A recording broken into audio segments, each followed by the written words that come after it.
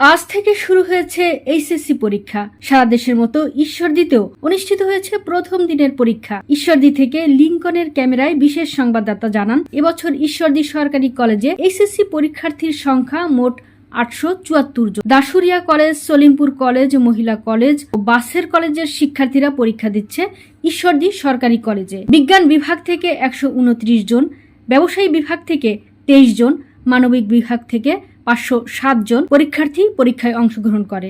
SM school and college থেকে পরীক্ষা দিচ্ছে 1032 জন। ঈশ্বরদী মহিলা কলেজে শিক্ষার্থীর সংখ্যা 465 জন। মানবিক বিভাগ থেকে 272 জন, বিজ্ঞান বিভাগ থেকে 152 জন এবং ব্যবসায়ী বিভাগ থেকে 41 জন পরীক্ষার্থী অংশগ্রহণ করেছে। সরকারি কলেজে মোট পরীক্ষার্থীর সংখ্যা 659 জন। এর মধ্যে প্রথম দিনের পরীক্ষায় উপস্থিত ছিল 686 জন এবং অনুপস্থিত ছিল 13 জন। এবারে ঈশ্বরদী থেকে মোট 2371 জন পরীক্ষার্থী এসএসসি পরীক্ষায় অংশগ্রহণ করেছে। যেটা বলে সেটা আমরা চেষ্টা করছি বজায় রাখতে।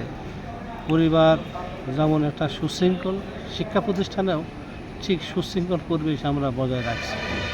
প্রতিষ্ঠানের পরিবেশগত দিক, পরীক্ষার্থীরা সুশৃঙ্খলভাবে আসছে, তাদের জন্য স্যানিটাইজার, হাত ধোয়ার ব্যবস্থা আছে, তাদের জন্য ডাক্তার আছে।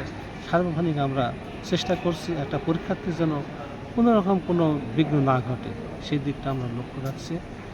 শিক্ষকরা আসছে, পরীক্ষার্থীরা আসছে, প্রত্যেক পরীক্ষার্থী সুষ্ঠু সুন্দরভাবে সিটে বসে তারা পরীক্ষা দিচ্ছে।